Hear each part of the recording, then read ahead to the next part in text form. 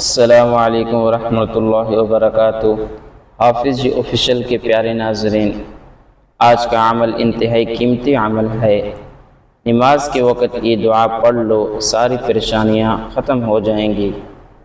جی ہاں میرے پیارے اسلامی بھائیوں اور بہنوں، اگر آپ کی زندگی میں کوئی بھی پریشانیاں، رزق کی تنگی، قرض کا بوجھ، رشتوں کی رکاوٹ یا دل کا سکون نہیں مل رہا، تو آج کی ویڈیو میں آپ کو ایک ایسا نبوی وظیفہ بتانے جا رہا ہوں جو آپ نے صرف نماز سے پہلے پڑھنا ہے۔ انشاءاللہ بہت جلد اللہ پاک آپ کی تمام مشکلات آسان فرمائیں گے۔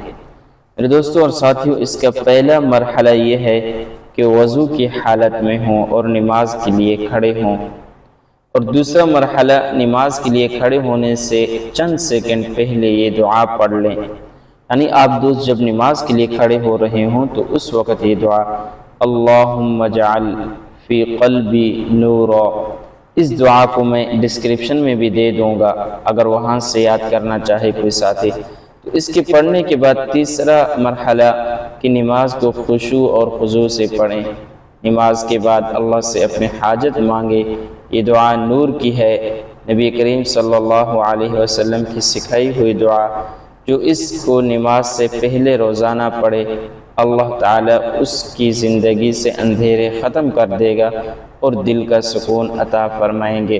تو میرے دوستوں اور ساتھیوں، یہاں پر یہ جو دعا ہے اللہم اجعل فی قلبی نورا، یہ مختصر میں نے آپ دوستوں کے لیے لکھ لی، کیونکہ بس اوقات عربی کے الفاظ ہیں، دوستوں کو یاد کرنے میں دشواری ہوتی ہے، تو اس دعا کو مکمل، یعنی یہ دعا کم سے کم 2-3 لائنوں کی ہے، اس دعا کو میں ڈسکرپشن میں دے دوں گا، تو آپ دوست اس دعا کو وہاں پر دیکھ سکتے ہیں اور یاد کر لیں، اور کوشش کریں کہ ہر نماز کے بعد، نماز سے پہلے بہت زیادہ مفید ہے۔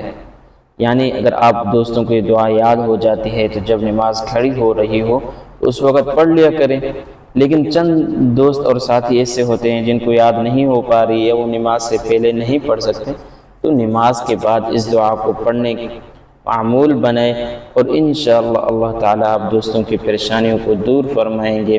اگر آپ بھی چاہتے ہیں کہ اللہ پاک آپ کو نور اور سکون اور رزق عطا فرمائے تو اس دعا کو معمول بنا لیں۔ اگر ویڈیو پسند آئے تو ویڈیو کو لائک اور کمنٹ اور شیئر ضرور کریں۔ اپنا خیال رکھیں، ہمیں بھی دعاؤں میں یاد رکھیں۔ وما علینا الا البلاغ۔